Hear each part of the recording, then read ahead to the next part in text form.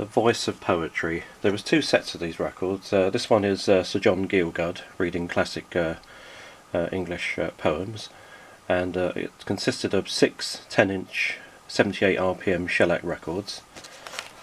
I don't think I can find a booklet. I did have a booklet. They came with a booklet that sort of gave you the list of all the tracks and some notes, etc. But these are the covers that all the records come in, these Columbia covers. Lovely Columbia set. That's the first record on the platter ready to go. Voice of Poetry, Volume 2 it says.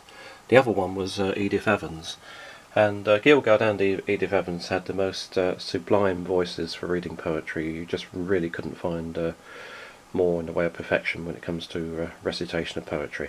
So let's make a start.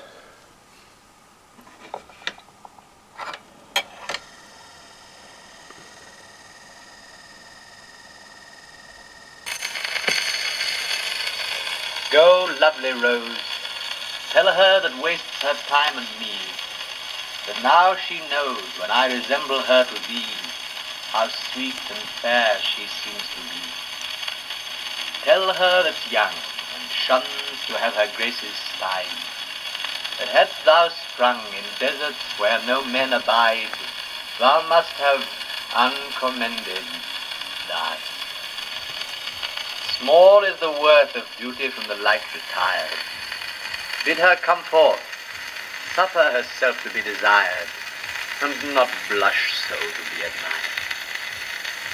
Then die, that she, the common fate of all things rare, may read in thee how small a part of time they share, that are so wondrous sweet and fair.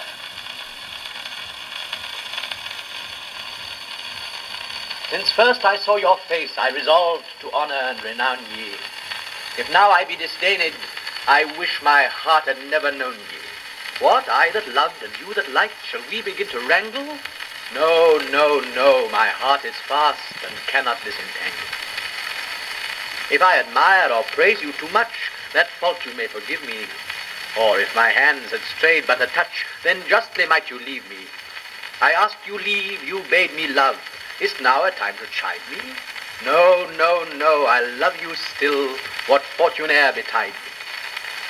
The sun whose beams most glorious are rejecteth no beholder, and your sweet beauty past compare made my poor eyes the bolder. Where beauty moves and wit delights and signs of kindness bind me, there, oh there, where'er I go, I'll leave my heart behind me. Shall I compare thee to a summer's day? Thou art more lovely and more temperate. Rough winds do shake the darling buds of May, and summer's lease hath all too short a date. Sometime too hot the eye of heaven shines, and often is his gold complexion dimmed.